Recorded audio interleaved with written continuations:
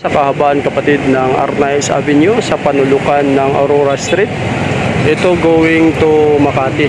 Ito naman going to Libertad. So nandito loads ang mga ukay-ukay nating papasukin. Ayan o. Legit na mga original at mga luxury shoes ang kanyang paninda. So ito siya. Nasa taas nito medyo maliit lang sa baba, pero sa taas nito maraming paninda. So tara mga kapatid, pasukin natin yung sapatosan natin.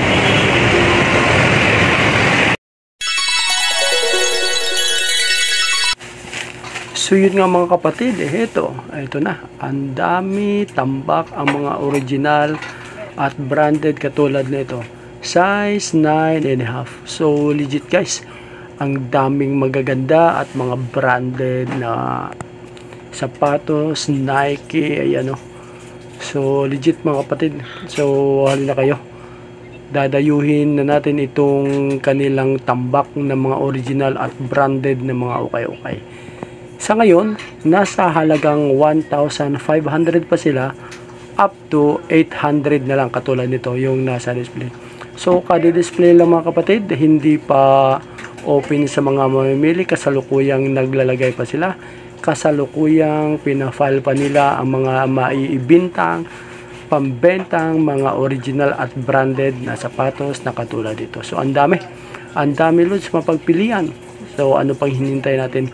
Tayo'y maghalungkat na at mamili dito sa mga napakaraming ang gagarang mga katulad nito. Itong kulay nila ito, silipin natin maya. Ito muna tayo. Ito palibasa kasi parang nilinis na nila, nagkaroon ng konting kupas ang design nito. Ayan o. So naging light na siya mga kapatid. Tingin ko parang sinabon yata ng sinabon ito. Kaya ganun. So kung magsisale sila hanggang 500 niya, pwede na. Tulad nito, itong Nike na to, maganda rin to. Legit pa na ito 9.5 kulay dilaw at ayan o, Apple ang stock, hindi lang pala sa cellphone ang meron nito, meron ding sapatos. Ang kanyang talampakan ay parang Ultra Boss, parang Adidas. Meron siyang guhit din. Ito guys, maganda itong Lebron na to.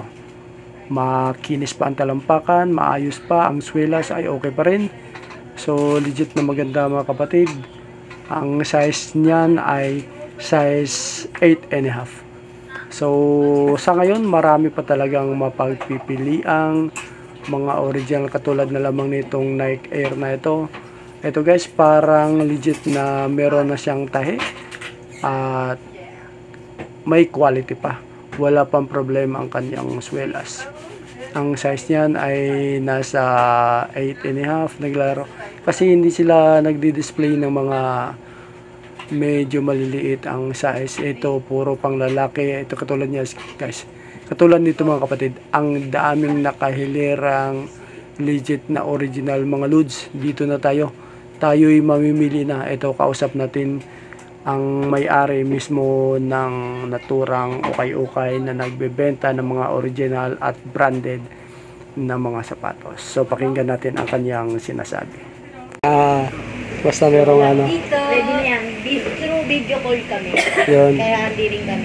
Saka online talaga, no? Ang order sa akin mga 200 din yan. Pangtinda rin niya. Pangtinda rin. Oo, minsan. Nag-bidding ang customer ko. Actually, sila yung mga nag-bid kung wala alam kung ano mo. Team bag seat. Kung ano mo yun. Oo. Ilan sa kanila cost, ano yun, sa akin nagkukuha.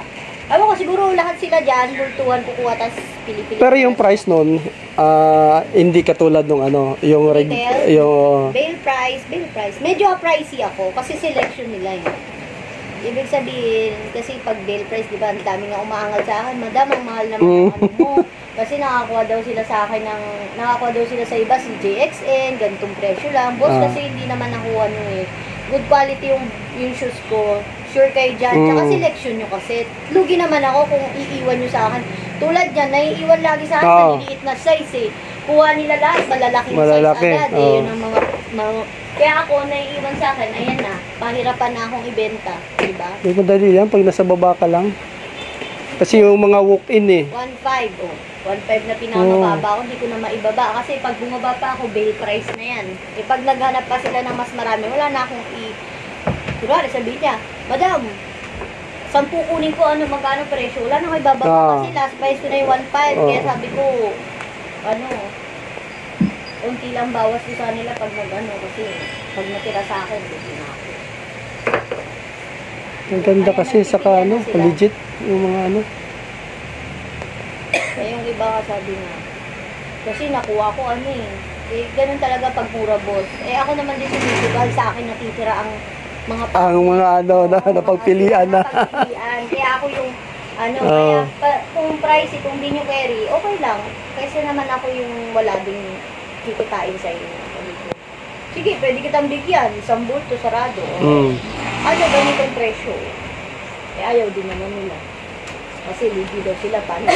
Sabi ko, boss, 90%, 95%, 98%, unti lang, siguro mga dalawa sa isang sako, 2-3 lang yung pinaka minsan nga wala talaga na may matinding major, soul set, ganyan. Sino lang naman ang kalaban soul set pag umurong na yung yung nag-expired na yun yung kalaban. Saka sa tagal ng biyahe. Saka yung gas-gas, yun yung yung may mga tuklap na yung balat, yun yung mahirap kasi kalaban sa sapatos Pero pag ganyan lang, medyo may gas-gas konti, kaya pa nilang masolusyonan yan Ewan ko, magagaling yung restaurant ko, nagagawa pa naman bago. Nare-repaint. Meron daw. Nare-repaint nila.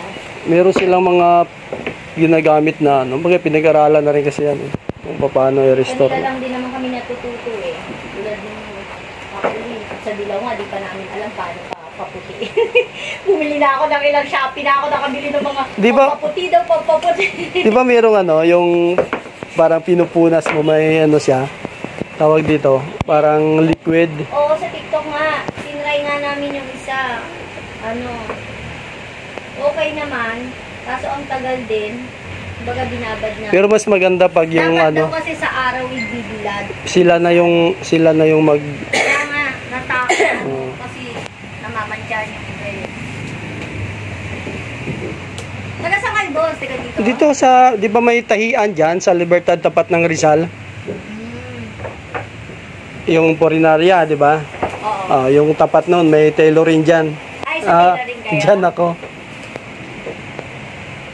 Hindi ka nagka-tailor ng sapatos? Hindi, puro pantalon ako. Hindi ba? Hindi rin Ang dami kong bag na gusto ko ipatahi. Yung umagay pa. Oo. Hindi rin. Kaya ako, gusto ko mo ng mananahing magtatahi lang, magre-restore lang ang bag ko. Ibig sabihin, palitan niya ng cover, dami kong bag. Ang dami Magtanong mahirap kasi sa ano ka makahanap nun sa Marikina. Marikina. Tapos bibili ka na lang ng machine na na pang bag. Yung machine na yun, pwede pang sapatos pang sapatos saka pang bag na siya. Katulad yan, may mga konting Kasi tawag dito, ang hirap Ang dami kong tapon na bag. Kasi back lang siya. Expired na. Oo, pero yung whole body niya, maganda buo pa.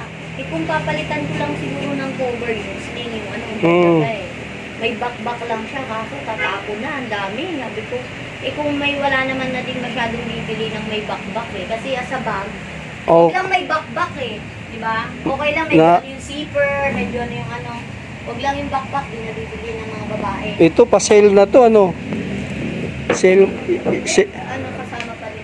Kasama pa rin to? May baba lang. Sumagot na ba? So yun nga guys, ano pang hinihintay natin? Tara, umpisahan na nating maghalongkat at makikalkal dito sa mga branded at mga magagarang sapatos na nakadisplay sa ngayon. So after 1 week nito mga kapatid, tingin ko ito'y bababa na. Dadating pa ako, magpapasko na, kailangan mabago na yun. Ipapaubos ko na muna yung bago ko ang gaganda kasi ng mga stocks Kulang lang sa linis, boss. Naman, nag-hire na ako ng taga-linis Sabi ko, yan lang gagawin mo, linisin mo lang lahat ng sapat. Yun lang. Nilatay ko nga Actually, ngayon pala magsisimula siya Kasi tulad nito kakayanin kasi, siyempre alam ko naman na kahit ukay dati